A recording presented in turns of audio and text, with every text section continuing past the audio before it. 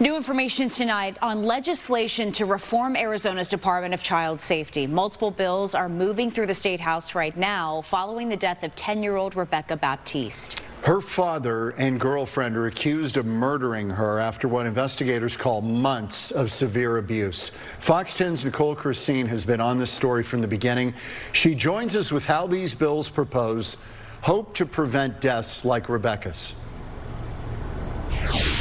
Well, good evening, guys. Yeah, these bills all aim to prevent missed warning signs and gaps in the system, which are at the core of the allegations involved against DCS in Rebekah Baptiste's case. That includes a potential wrongful death lawsuit. It wasn't for a lack of trying, of people alerting DCS to this issue. It was a lack of follow-up.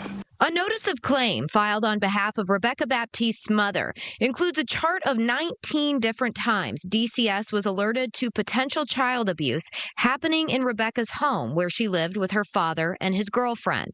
The notice, claiming DCS did not properly classify reports and declined to remove Rebekah or her two younger brothers from the home, where prosecutors say, quote, long-term horrendous abuse contributed to Rebekah's death in July 2025. The system is broken.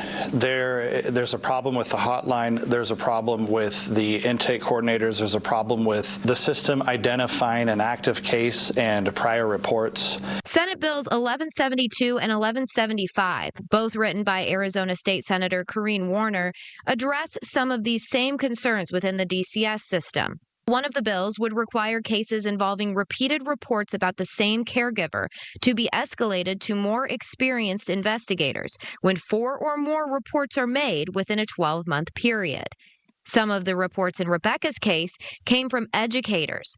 Maricopa County Attorney Rachel Mitchell says this should have raised serious red flags. For somebody to get to the point where they're calling as a professional, a teacher, for example, they're going to want to feel fairly certain in what they're doing. Mitchell, who spoke out about the handling of Rebekah's case last summer, says DCS has come to the table to discuss systemic issues and improvements, but she wants advocates to keep speaking out. Those of us who have now gotten involved want that to change.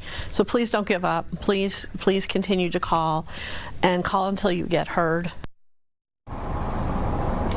And Rachel Mitchell also shared that there is training going on continuously between DCS workers and law enforcement. She's calling it cross-training, which she recommended, and she says that it will help with everything from conducting forensic interviews to caseload management in these reported child abuse cases. Now, back here at the State House, State Senator Warner has also penned legislation that is acting as a companion bill to some of this other DCS work, and it is to strengthen the collaboration between DCS and tribal governments, which goes along with coverage we've also done over the past year or so in the Emily Pike case. Reporting live outside of the State House, Nicole Krasean, Fox 10 News.